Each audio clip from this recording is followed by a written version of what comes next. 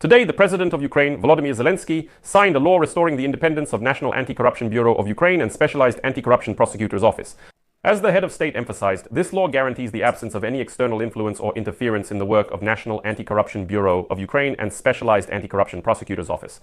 Let's figure out what has changed since the adoption of the first bill, number 12,414, passed by the Verkhovna Rada on July 22nd.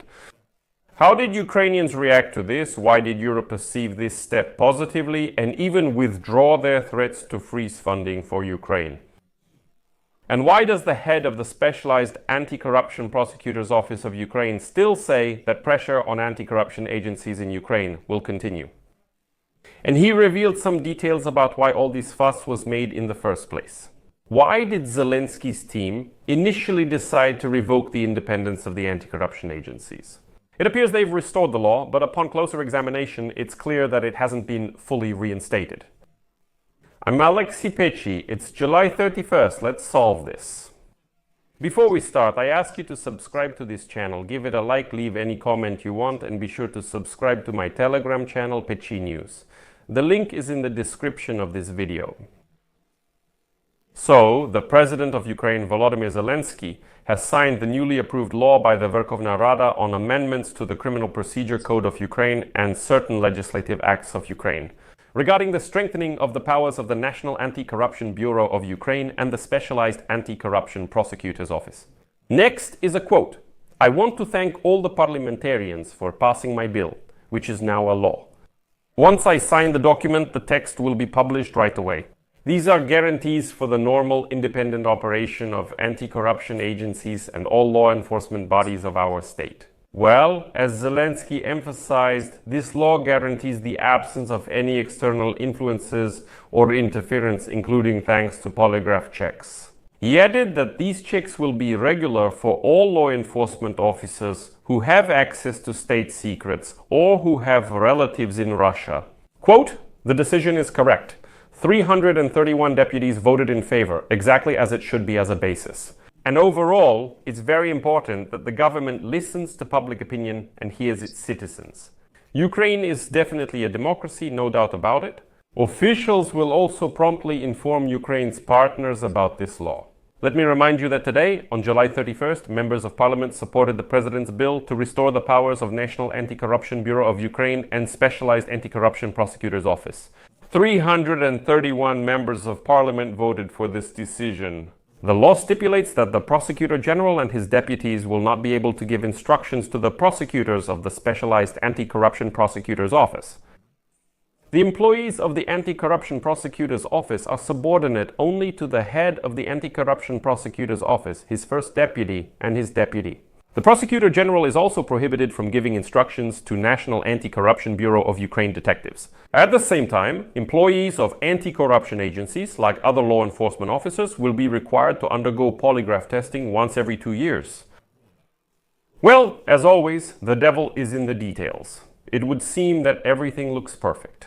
But the thing is, according to the new law, the Prosecutor General of Ukraine can require pre-trial investigation bodies to provide him with pre-trial investigation materials, setting deadlines for fulfilling such an order. That means he can get access to National Anti-Corruption Bureau of Ukraine and Specialized Anti-Corruption Prosecutor's Office materials at the pre-trial investigation stage. And here I will quote the head of the Specialized Anti-Corruption Prosecutor's Office, Alexander Klimenko, who recently stated that attempts by politicians, government officials, and representatives of law enforcement agencies to silence bodies like Specialized Anti-Corruption Prosecutor's Office will continue even after independence is restored by the adoption of the law by the Verkhovna Rada. He said this in an interview for Publications, and next is a quote from Klimenko. "It was a massive, deliberately planned attack by all law enforcement agencies against the anti-corruption system. The main goal is to gain control over all our investigations, to know where we are conducting investigations, what exactly we are investigating, and at what stage we are, in order to protect people from criminal liability." And this is the key phrase. Now remember the powers of the Prosecutor General in the new law. And here is another quote from Klimenko. "No one has abandoned their plans to hinder our effective work. The only body that makes officials afraid to commit corrupt acts is National Anti-Corruption Bureau of Ukraine. The most important thing in our work is the huge preventive effect. Zelensky stated that the law was necessary to ensure that the work of anti-corruption agencies is not influenced by Russian agents. 2 employees of National Anti-Corruption Bureau of Ukraine were arrested last week on suspicion of ties with Moscow. Meanwhile, Klimenko told the publication that the recent actions against Ukraine's anti-corruption agencies were secretly planned by a small circle of officials, and the accusations were made without sufficient evidence. These are the words of the head of Specialized Anti-Corruption Prosecutor's Office. He also noted that the arrests had a chilling effect both on the work of the anti-corruption agencies and on their sources. Quote from Klimenko. One National Anti-Corruption Bureau of Ukraine detective has already refused to investigate a sensitive case because he was afraid that the Specialized Anti-Corruption Prosecutor's Office would become a target himself. Also, several whistleblowers have suspended their cooperation with us because they are afraid that their identities might be revealed, since the Prosecutor General can access the case materials. He also mentions charges brought against Oleksiy Chernyshov for taking bribes in exchange for approving construction projects. At that time, he held the position of Deputy Prime Minister and is described as one of Volodymyr Zelensky's closest friends. Let me remind you, the publication Ukrainska Pravda claims that the President's office instructed law enforcement to do everything possible to destroy the influence of National Anti-Corruption Bureau of Ukraine and Specialized Anti-Corruption Prosecutor's Office.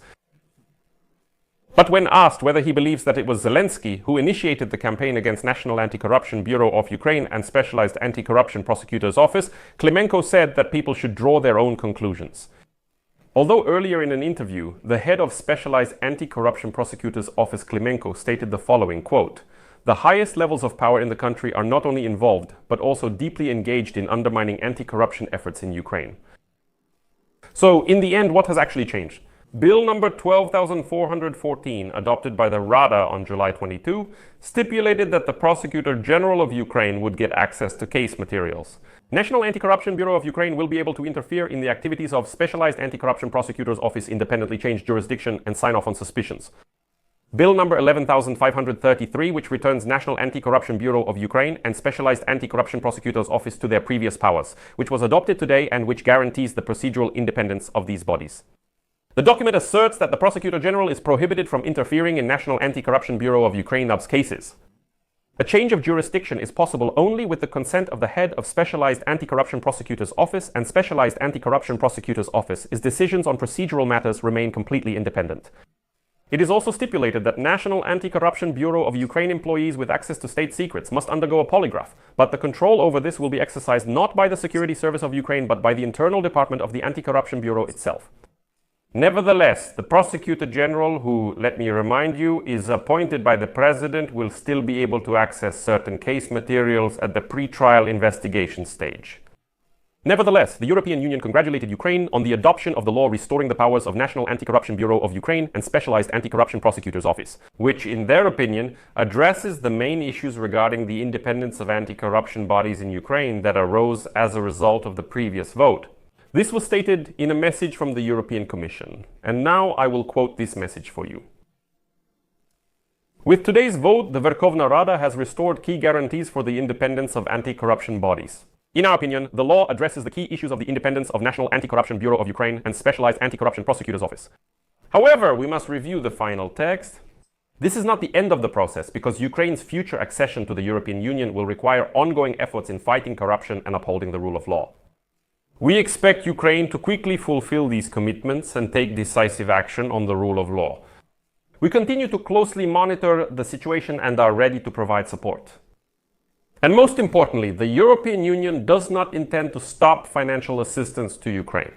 This was stated today by European Commission representative Guillaume Mercier. Quote, "I can confirm that there are no such plans as freezing European Union funds for Ukraine. It is important now that Ukraine has independent anti-corruption bodies and that Ukraine implements the reforms necessary to uphold the rule of law. The European Union has clearly expressed its serious concern regarding the law on National Anti-Corruption Bureau of Ukraine and Specialized Anti-Corruption Prosecutor's Office adopted last week. Since then, we have maintained close contact with Ukrainian authorities to address the situation, delivering clear messages throughout this time. Ukraine must preserve independent anti-corruption bodies. Overall, for now, it looks like we've gone back to where we started. but with some minor adjustments. I'll leave it at that. Share your opinions and conclusions in the comments below this episode. Subscribe to the channel, hit the bell, and don't forget to like. That's all for now. Take care. Bye, everyone.